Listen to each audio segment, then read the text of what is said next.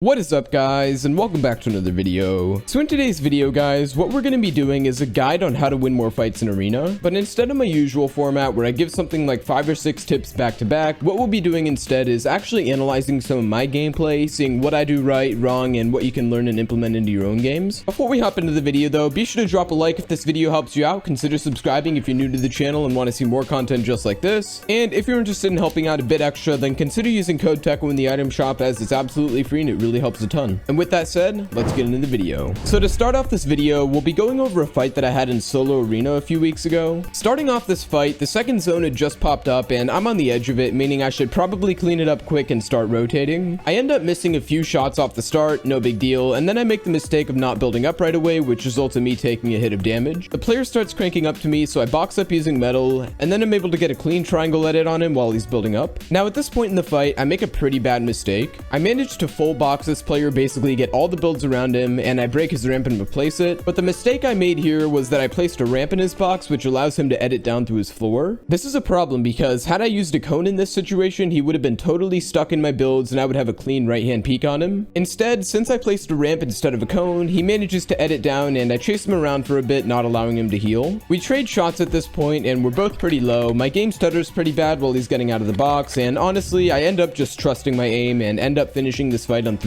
HP. This fight definitely wasn't the cleanest fight that I've had, but the biggest takeaway here is to use cones and boxes when your opponent has control of the floor. That way it's not possible for them to just edit down and the fight is completely in your control. As well as that, right after you get pre-fight damage, try to start building up as quick as possible, that way you won't get shot back and damaged like I did near the start. It doesn't seem like a big deal at first, but that 35 damage can actually make a huge difference later in the fight. On to the next clip though, and this is actually a duo fight. Now in this fight, I end up making a big mistake that almost cost me my life, but I managed to bail myself out. So we start out this fight by launching on 2 players, and while they're both sitting in a box, I make the mistake of setting up right next to their box, which allows them to both come running out. Now this definitely is a bit of a bot move on their part since they didn't really go for any piece control and they really just put themselves in a bad spot, but the play still did do something as I was under a ton of pressure. Luckily though, since they're not the smartest players, I managed to clean one up pretty quickly with a 175 headshot. You know your boy's got the best aim in the game, and my boy Balance basically just keeps the pressure on and gets a bunch of damage off on the other player, and then eventually they go down with a quick pump shot as well. This fight did end up in our favor, but it could have gone a lot smoother had I built some cover while I was pushing their box. With 2 players in one box, it's super easy to apply pressure, get piece control on them, and pretty much get free kills. So with that said, it definitely would have been a lot cleaner had we both pushed at the same time. Either way, you've just got to love my shotgun aim. I don't know why it's this good. I hardly even do Kovacs anymore. I guess I just have like good genetics for shotgun aim or something. On to clip number 3 though, with the same duo partner, and we're being third partied right after cleaning up another fight. Having good materials and HP, we both decide to crank for height. My game freezes for a second, but we're still able to get up there. My teammate Balance gets a bunch of damage off in a quick box fight, so I push in from the side on the player that's pushing him, and I get the quick cleanup. Sorry, TTV kid. Balance is fairly low at this point, but I'm perfectly good on HP and materials, and I know he's already taken damage, so I go ahead and push this guy anyway. I approach this box from the left side, giving myself a right hand angle on his box. I take his wall, slide a cone in like usual, and then I pull the Teckoh classic, aka hitting a massive pump shot. The poor player, not wanting to suffer the same fate as his TTV friend, makes one last attempt to launch pad away, but I catch him out of the air and that ends the fight. This fight really just shows the importance of playing together as a team, especially if you're against good players. These guys were honestly pretty good, but with our coordinated push, me being able to grab the kill on the player that was pushing Balance, and my magical shotgun aim once again, we were able to get through this fight pretty easily. With that said, guys, moving into the 4th clip of this video, and this one is a quick 2v1 fight, and I really just wanted to use this to show the importance of pressure in fights. In this situation, we're going into Storm to hit a launch pad, but it turns out there's actually another player coming right towards us. My teammate calls out that there's a player in a boat, so I go to push up. So when I'm pushing this player, I grab a few quick shots and block him off with a cone so he can't launch away. At the same time, my teammate continues spraying him and getting chip damage on him. In this situation, the player is in a really rough spot, so with one player spraying and one player trying to box fight, and with my pre-fight damage as well as the damage that my teammate got, one quick triangle edit basically just gets me the kill. The reason I wanted to include this quick fight was really just to show the importance of pressure. Whether it's solos, duos, trios, or even squads, keeping consistent pressure on your opponent as well as getting chip damage is critical for winning fights. In a lot of pro fights, especially 2v2s, you're gonna see one teammate spraying with an AR trying to get damage off, while one player pushes from the other side and forces the player into a box fight. Obviously, this was a bit easier since it was a 2v1 fight, but you'll see this pattern in many other fights as well, which is why I wanted to mention it in this video. Moving on from that, this next fight is actually from another duo match, and it starts with my teammate getting knocked. My first instinct here is to cover him up so he can't get full killed, and then I set up for a box fight. One of the opponents tries to spray through my wall, and I get a clean pre-fire shot right as he breaks it. That right there is a classic move, and it basically allows me to edit a triangle and clean him up right there. I get my full kill, and this sets up a 1v1 scenario against his teammate. And honestly, this next player didn't cause too much of a problem. I heard him above my box, and knowing that the element of surprise as well as my aim would put me at a huge advantage, I simply double edit and I clean up the kill. The main takeaway here is that whenever you're in a 1v2 scenario, you should be focusing on handling one opponent at a time, going for plays that they don't expect. As well as that, guys, learn this little pre-fire move that I did. Basically, when your opponent is breaking your wall, you have a quick moment right as they break it where they haven't replaced it yet, and you can basically shoot straight through and hit them with a huge shot. It takes some practice to get the timing down, but this can be insanely helpful once you learn it. Moving on to clip number 6 though, and this is yet another duo clip with my boy Wixie. So starting off this clip where it's sort of a standoff with two players on the edge of zone. In these situations, it's best to make a move, especially if the zone is far and you're kind of just sitting there staring at one another. We start a coordinated push coming from two different sides, and we easily grab a few chip shots on our way over. From there, the other team is split apart, and after hitting a clean shot for 100 damage, look at that by the way, that was so clean. I'm able to clean this player up super easily. I don't have time to get the finish quite yet since the other player starts building up, but since me and Wixie are right next to one another and with one of the opponents down, basically controlling the fight, it's super easy for me to grab a cone in the player's box, right hand peek, and double pump him into oblivion. This is a prime example of a clean fight with neither of us taking a single point of damage the entire time. What we did was we played together, coordinated our push, got chip damage shots as we went for height, and then we targeted one player to turn it into a 2v1, and one little cone in a box cleans up the rest. But with all that said, guys, that's going to wrap it up for this video on how to win more fights in Arena. If this video helped you out, be sure to drop a like on it and consider subscribing as well if you want to see more content just like this in the future. As well as that, let me know down in the comments what you thought of this analysis style of content. I had a bunch of Arena footage that I wasn't really using for anything, so I figured why not watch some of it back and give my commentary on it for a video. If you enjoy this style of content and you happen to learn something, then definitely let me know down in the comments, as I'm happy to make more videos just like this if you guys enjoyed it. And finally, guys, if you'd like to help your boy out a bit extra, then consider using code Teckoh in the item shop, as it's 100% free and it really helps out a bunch. With that said though, thank you all for watching this video, and I will see you guys in the next one. Bye for now.